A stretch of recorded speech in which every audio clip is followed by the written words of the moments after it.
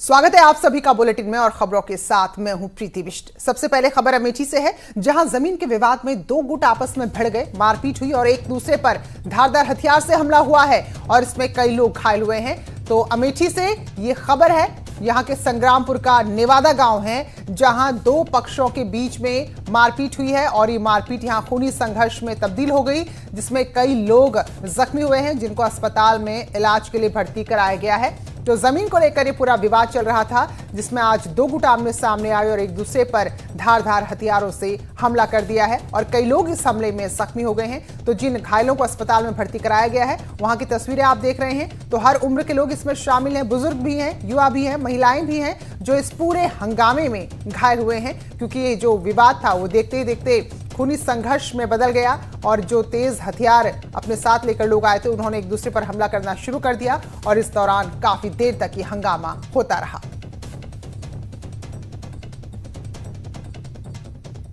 पप्पू हमारे सहयोगी जुड़े हुए हैं। तो पप्पू जरा बताइए, क्या वजह थी और कितना बड़ा ये पूरा विवाद हो गया? जी बिल्कुल, आपको बता दें, ये जो पूरा मामला है ये संग्रामपुर थाना क्षेत्र का है और यहाँ जमीन की कब्जेदारी को लेकर ये पूरा विवाद हुआ था।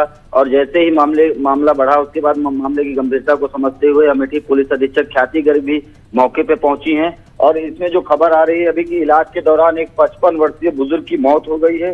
तो कहीं ना कहीं मामला ये क्या कहते हैं, जमीनी विवाद जिस तरीके से अमेठी के संग्रामपुर थाना क्षेत्र में सबसे ज्यादा देखने को मिल रहा है। यहाँ करीब करीब हर दिन जमीनी विवाद में लाठियां चल रही हैं, लोग घायल हो रहे हैं, लेकिन पुलिस कहीं ना कहीं इसमें पूरे मामले पे कमजोर नजर आ रही है या पुलिस की मुस्तैदी नहीं नजर आ रही है। क्योंकि जिस तरीके से अपराधी बेखौफ हो रहे हैं, अभी कुछ दिन पहले यहाँ पे धारदार हथियार से काटकर हत्या की गई थी, तो पूरा मामला ये जो है इस तरीके से रंग ला रहा है और लोग जो है इसमें घायल हो रहे हैं, चोटिल हो रहे हैं, पुलिस इसमें कमजोर दिख रही है। तो पप्पू, यहाँ पर कोई कार्रवाई भी हुई है क्या? ये कौन कौन दो पक्ष थे जिसने हमला किया, वो पक्ष कौन सा था? ये दोनों आपस के ही रहने वाले हैं, पड़ोसी हैं दोनों, जिसमें जमीन को लेकर के ये पूरा विवाद हुआ था एक, और उसमें जो है उसके बाद फिर दोनों की मारपीट होती है, जिसमें एक बुजुर्ग की मौत हो गई और करीब आधा दर्जन लोग अभी घायल हैं। और कहीं ना कहीं ये दोनों लोग पड़ोसी हैं। संग्रामपुर थाना क्षेत्र के रघईपुर गांव का मामला है। मामले की गंभीरता को समझते हुए गांव में बाहरी पुलिस बल तैनात कर दिया गया है, लेकिन जिस तरीके से अपराधियों का मनोबल बढ़ रहा है लॉकडाउन के बाद, कहीं ना कहीं जो लोग बाहर से भी आए हैं, प्रवासी मजदूर हो या कोई और हो, तो लोग जब अपने घर पहुंचे हैं तो जमीन की कब्जेदारी को लेकर, जमीन की हिस्सेदारी को लेकर के तमाम तरह के विवाद हो रहे हैं। और इसमें पुलिस को अब अलर्ट रहने की जरूरत है, क्योंकि लॉकडाउन पूरी तरीके से खुल चुका है, लोग अपने घरों में हैं, अपने गाँव में हैं। तो ऐसे में जमीन के विवाद या राजस्व के मामले ज्यादा बढ़ गए हैं और सबसे ज्यादा अमेठी में संग्रामपुर थाना क्षेत्र में ये सब हो रहा है। अगर पिछले 10 दिन का ग्राफ देखें तो यहाँ पे 2 से 3 हत्याएं हो चुकी हैं और करीब जमीनी विवाद में 50 से अधिक लोग घायल हो चुके हैं, लेकिन अभी तक किसी तरीके की कोई कार्रवाई नहीं की है। बहुत बड़ी वजह ये भी है कि जो लोग अपनी जमीन के टुकड़े को छोड़कर चले गए थे, अब उसमें वही टुकड़ा सहारा दिख रहा है, लेकिन जो लोग गांव में थे उन्होंने कब्जा कर लिया, तो ये संघर्ष बढ़ रहे हैं। फिलहाल आज जो विवाद हुआ है, हमारे सहयोगी बता रहे हैं कि एक शख्स की जान इसमें चली गई। बहुत बहुत शुक्रिया आपका खबर पर जानकारी देने के लिए। एक अनामिका शुक्ला और 25 स्कूल, और अब एक एक करके जितनी भी अनामिका शुक्ला थी वो कैमरे के सामने आ रही हैं। गोंडा में अनामिका शुक्ला मीडिया के सामने आई तो रो पड़ी, कहा कि उनकी डिग्री का किसी ने गलत इस्तेमाल किया। अनामिका ने कहा कि उनके सम्मान को ठेस पहुंची है और जिसने भी ऐसा किया है उसके खिलाफ कार्रवाई होनी चाहिए। शिक्षा विभाग के लोग भी शामिल हैं। तो ऐसे लोगों के साथ क्या होना चाहिए? आप क्या चाहेंगे कि आप चूंकि इतना आपने पढ़ाई लिखाई की, आपकी मेरिट इतनी अच्छी थी, उसके बाद भी नाम के बाद बजाय बदनामी होती है? ये तो है सर, हर इंसान पढ़ता लिखता है, अपने नाम के लिए पढ़ता लिखता है, अपने माँ बाप का नाम रोशन करने के लिए, लेकिन जिस तरह से मेरे साथ किया गया है,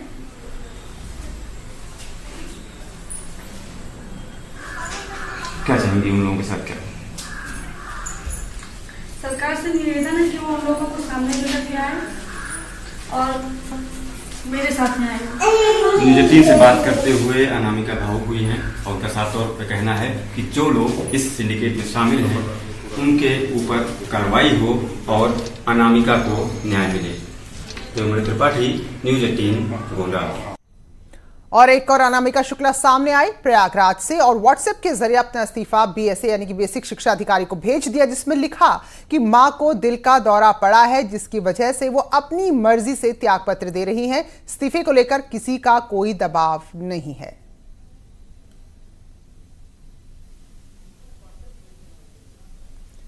तो अब एक एक करके जो अनामिका शुक्ला सामने आ रही हैं, तो उससे कई सारे मामले हम कहें कि खुलते भी जा रहे हैं तो और उलझते भी जा रहे हैं।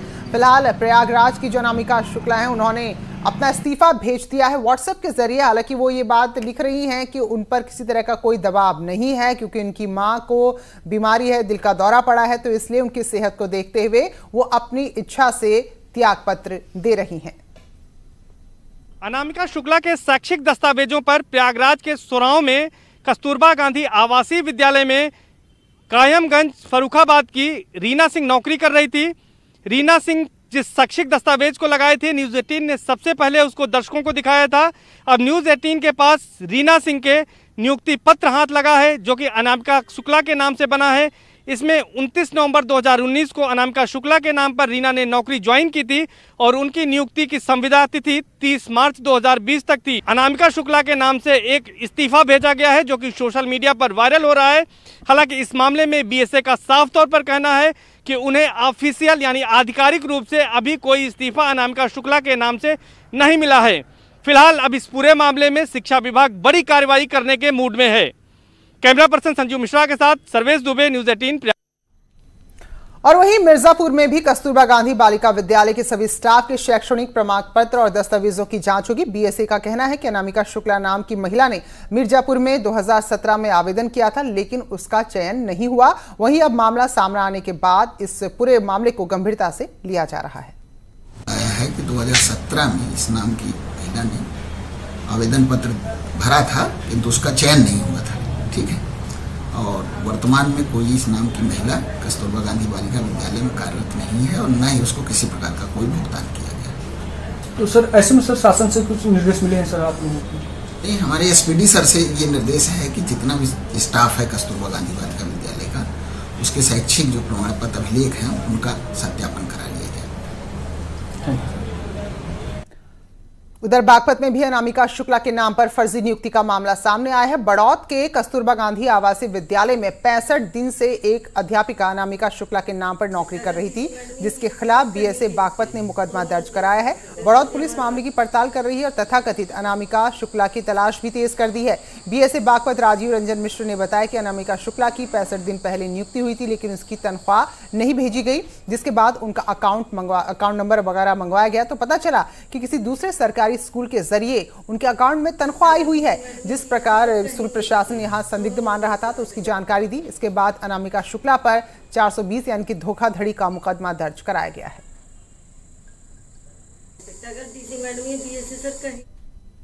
और वहीं देवरिया में अनामिका शुक्ला प्रकरण में नया मोड़ आ गया। जिले में कस्तूरबा महाविद्यालय में हुई नियुक्तियों पर शिक्षा विभाग के पास अनामिका शुक्ला से जुड़ा कोई रिकॉर्ड ही नहीं है, लेकिन इस चयन प्रक्रिया पर किसी ने जब शिकायत की तो जांच में यह सामने आ गया कि चयन प्रक्रिया में दस्तावेज कार्यालय से गायब हैं। देवरिया के बीएसए प्रकाश नारायण श्रीवास्तव ने बताया कि कर्मचारियों की मेरिट लिस्ट विभाग में मौजूद है, लेकिन वो मेरिट लिस्ट किस आधार पर तैयार की गई है, इसका कोई रिकॉर्ड विभाग के पास नहीं है। वैसे इस मामले की जांच कराई जाएगी और कई बाबुओं से इस बारे में जानकारी भी ली जा रही है कि हम 2014-15 में कुछ 19 अध्यापकों की नियुक्तियां हुई थी कस्तूरबा में। उसमें कुछ एक व्यक्ति पर्टिकुलर किसी के प्रकरण में शिकायत की गई थी कि उसमें कूटरचित अभिलेख से नौकरी पाई है। तो उसको जब हमारे संज्ञान में आया, तो जब इसके अभिलेख खंगालना शुरू किया गया तो पत्रावली में ये पता चला कि इसकी जो मूल चयन की पत्रावली है, चयन की पत्रावली यानी जिसमें कि इनके डॉक्यूमेंट लगे हों और या तो फिर उसके विज्ञापन वाली चीज़ें होंगी, वो वाली पत्रावली नहीं मिल पा रही है। 69,000 सहायक शिक्षक भर्ती मामले में नकल के आरोप लगे तो सरकार की साख पर सवाल उठने लगे, जिसके बाद इस मामले में एसटीएफ को जांच सौंपी गई और एसटीएफ ने तेजी से जांच शुरू की। एडीजी लॉ एंड ऑर्डर ने कहा कि अभ्यर्थियों के शैक्षणिक प्रमाण पत्रों की जांच के लिए शासन के निर्देश के बाद हर जिले में कमेटी बनाई गई है, जिसमें एडीएम, एडिशनल एसपी और बेसिक शिक्षा विभाग के अधिकारी शामिल हैं। ये बहुत पहले से ही डीजी मुख्यालय की तरफ से और शासन के स्तर से इसमें प्रत्येक ज़िले में एक एडीएम, एडिशनल एसपी और बेसिक शिक्षा विभाग के रिप्रेजेंटेटिव के अंडर कमेटी बनी हुई है जो इन सभी पहलुओं को देख रही है और जहाँ जहाँ इस तरह से चीज़ें प्रकाश में आ रही हैं उस पर कार्रवाई की जा रही है। अभी विवेचना जिला स्तर पे भी जहाँ जहाँ है वहाँ की जाएगी। राज्य में एक बार फिर से टिड्डी दल घुस चुका है। प्रयागराज में टिड्डी दल के आने के बाद से कानपुर में भी कृषि विभाग अलर्ट पर है।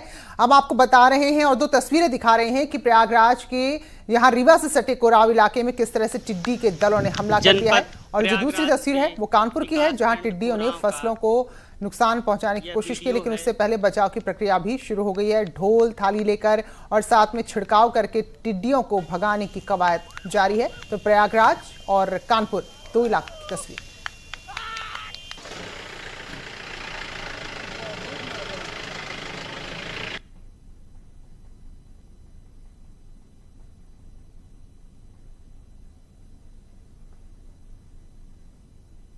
क्षेत्र में कल्याणपुर ग्राम सभा में प्रवेश किया है।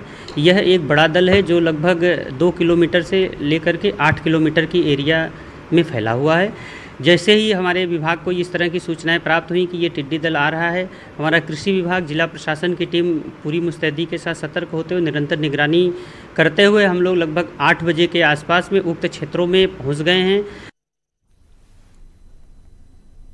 हमारी अभी खत्म ही नहीं हुई थी कि टिड्डियों का आतंक साफ तौर पर प्रदेश के कई जनपदों में देखने को मिल रहा है, जिसके चलते किसान पूरी रात जग रहे हैं। मेरे ठीक पीछे आप देखिए किसानों के चेहरे कैसे मुरझा गए हैं, क्योंकि उनको ये डर सता रहा है कहीं टिड्डियां उनकी फसलों को ना खराब कर दे। इसलिए डीजे, ढोल, मंजीरा तैयार है।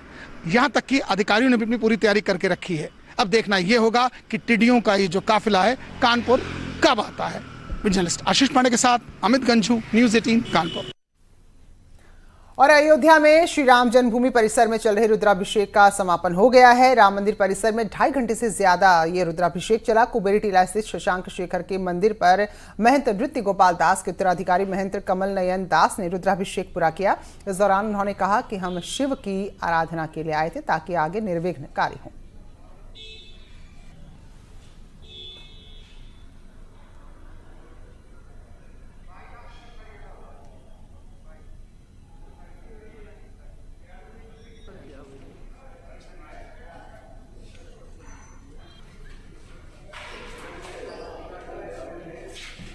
तो भगवान शिव का रुद्राभिषेक था जो संपन्न हो गया है और आज ही किया गया रुद्राभिषेक, जिसे महंत नृत्य गोपाल दास के उत्तराधिकारी महंत कमल नयन ने पूरा किया है।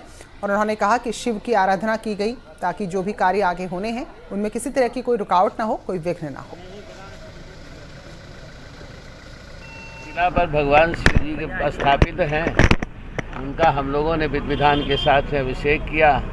भगवान से प्रार्थना की राष्ट्र अखंड हो, सभी सुखी हों, सभी संपन्न रहें, महामारी बहुत जल्दी दूर हो, यही हमारी कामना। भगवान श्री राम जी की का भव्य मंदिर बन करके तैयार हो। महाराज जी, क्या अंदर कोई निर्माण भी आज से शुरू हुआ है आप लोगों? नहीं, आज से निर्माण कार्य नहीं हुआ। हम खाली भगवान शिव जी की उपासना के लिए, पूजा के लिए आए थे। आज से भी कोई कार्यक्रम नहीं।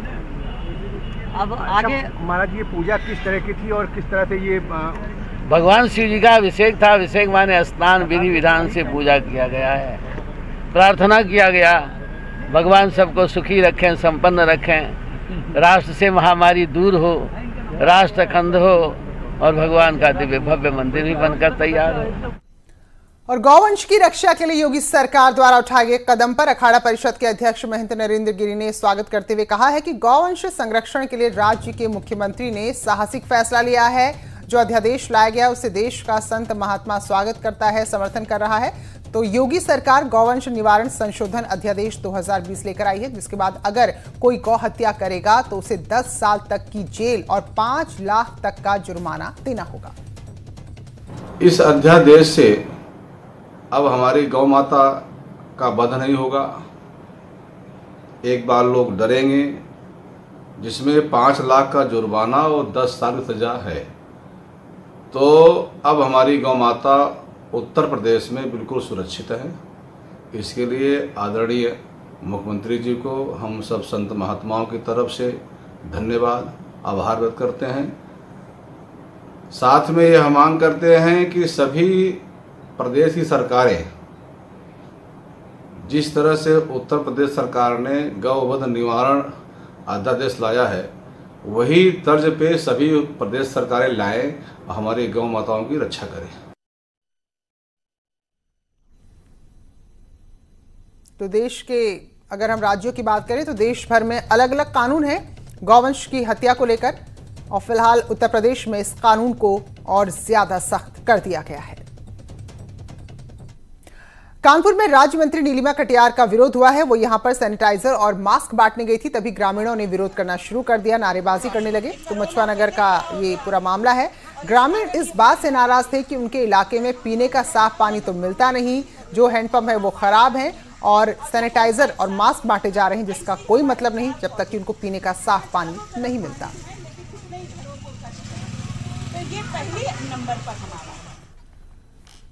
कांग्रेस प्रदेश अध्यक्ष अजय लल्लू की रिहाई की मांग को लेकर आजमगढ़ में कांग्रेस कार्यकर्ताओं ने सेवा सत्याग्रह किया, जिसमें उन्होंने बाहर से आ रहे श्रमिकों को लंच के पैकेट बांटे हैं और सरकार पर गंभीर आरोप लगाते हुए कहा कि जानबूझकर अजय लल्लू को जेल में रखा गया है। तो पिछले कई दिनों से जेल में है, लॉकडाउन के नियमों को तोड़ने का उन पर आरोप है।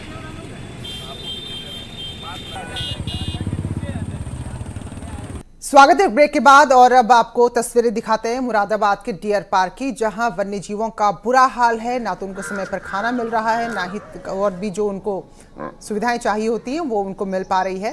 तो स्थानीय लोगों ने डियर पार्क में पहुंचकर खुद ही इन जानवरों को घास, ब्रेड के लिए, यानी कि जिसको जो पसंद है उनके हिसाब से इनको खाना देने की कोशिश की। तो 5 से 6 हिरण के बाड़े भी हैं यहाँ, लेकिन ये हिरण भी खाना नहीं मिलने की वजह से कमजोर हो गए हैं। जीव जंतु हैं, जब हम इनके पास को जाते हैं तो ये मतलब यहाँ पे कोई खाने पीने की व्यवस्था नहीं दिखाई देती है, पानी तक का इनके पास नहीं है। हम लोग घर से लाते हैं, इन्हें अरेंज कराते हैं, थोड़ा थोड़ा भूखे रहते हैं ये। हाँ, अगर कुछ मिलता तो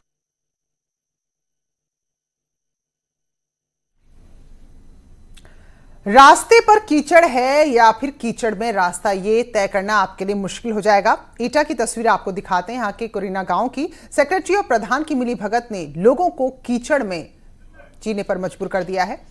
तो जो ये तस्वीर आपको दिख रही, दरअसल ये कागजों में एक अच्छा खासा रास्ता है, लेकिन इन लोगों को रोज इसी रास्ते से निकलकर जाना पड़ता है।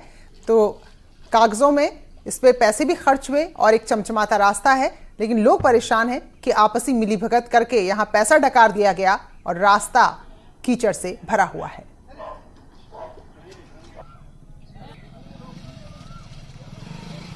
पाँच वर्षों में कोई भी विकास कार्य यहाँ पे नहीं दिख रहा है। कोई लाइटिंग की व्यवस्था, पानी भराव, कोई भी इधर की साइड में आधे गांव में कोई विकास कार्य नहीं हुआ है। समस्या ये आ रही है कि हमारे बच्चे पढ़ने को जाते हैं प्राइमरी पाठशाला में, तो वो निकल नहीं पाते हैं, और गोबर कूड़ो लेके निकलते हैं, जानवरों को चारा लेके निकलते हैं, वो भी नहीं निकल पाते हैं। आए दिन बच्चों की ड्रेस गंदी हो जाती है, बच्चे गंदे हो जाते हैं, कभी बैग लेके गिर जाते हैं, कभी बच्चे इसमें क्या नाम है गंदे हो जाते हैं। तो भ्रष्टाचार का दलदल ऐसा कि लोग कीचड़ पर चलने को मजबूर हैं। केंद्र सरकार ने 1 जून से 230 स्पेशल ट्रेनों का संचालन भले ही शुरू कर दिया है, लेकिन अभी भी उसे यात्री नहीं मिल रहे हैं। गोरखपुर आने वाली ट्रेन में यात्री तो आ रहे हैं, पर यहां से आधे से भी कम यात्री वापस जा रहे हैं। इस संकट काल में भले ही रेलवे ने 1 जून से ट्रेनों का संचालन शुरू कर दिया है और स्पेशल ट्रेनों के रूप में ट्रेनें चलाई जा रही हैं, पर गोरखपुर से दिल्ली, मुंबई और अहमदाबाद जाने के लिए यात्री ही नहीं मिल रहे हैं। आम दिनों में जिन ट्रेनों में 1500 से अधिक यात्री सफ़र करते थे, उन ट्रेनों में 300 से 500 यात्री ही सफ़र कर रहे हैं। और सबसे बुरी दशा मुंबई जाने वाली ट्रेनों की है, वो लगभग यहाँ से खाली जा रही है, उसमें आधे से भी कम यात्री सफर कर रहे हैं। रामगोपाल द्विवेदी, न्यूज 18, गोरखपुर। और खबर नोएडा से है, जहां डीएनडी पर होर्डिंग गिरी है। टोल प्लाजा पर लगी होर्डिंग गिर गई है, जिससे ट्रैफिक रुक गया। दोनों तरफ लंबा जाम लगा है। हालांकि रात की बात यह रही कि कोई इस होर्डिंग की चपेट में नहीं आया। तो अगर होर्डिंग्स की बात करें तो अदालत ने भी इसके लिए नियम बनाए हैं। आप जहां तहां होर्डिंग नहीं लगा सकते, लेकिन सुप्रीम कोर्ट के आदेशों की धज्जियां कई जगह उड़ती है। फिलहाल यहां पर भी देखना होगा कि मामला क्या है। तो एक होर्डिंग थी बड़ी जो टोल प्लाजा पर गिर गई, जिससे पूरा ट्रैफिक इस वक्त रुका हुआ है। होर्डिंग को हटाने का काम किया जा रहा है। बस राहत की इतनी सी बात रही कि कोई इस होर्डिंग की चपेट में नहीं आया। प्रीति श्रीवास्तव और जानकारी देंगी। तो प्रीति, जरा बताइए किस तरह का यहाँ पर ये हादसा हुआ है, क्या हालात हैं अभी? बिल्कुल प्रीति, मैं आपको बता दूं कि जिस तरीके से मौसम का मिजाज बदला, आंधी आई नोएडा में, उसके चलते ये जो होर्डिंग है ये गिर गई। लेकिन ये जो होर्डिंग, अगर मैं आपको बताऊं कि एग्जैक्ट जगह पर ये होर्डिंग कहाँ है, तो टीएनटी पर जहां पर लोगों को गाड़ियों के पासेस चेक किए जा रहे हैं, वहां पर ये होर्डिंग लगी हुई थी। तो आप समझ सकती हैं कि एक बड़ा हादसा हो सकता था अगर होर्डिंग की चपेट में कोई आ जाता।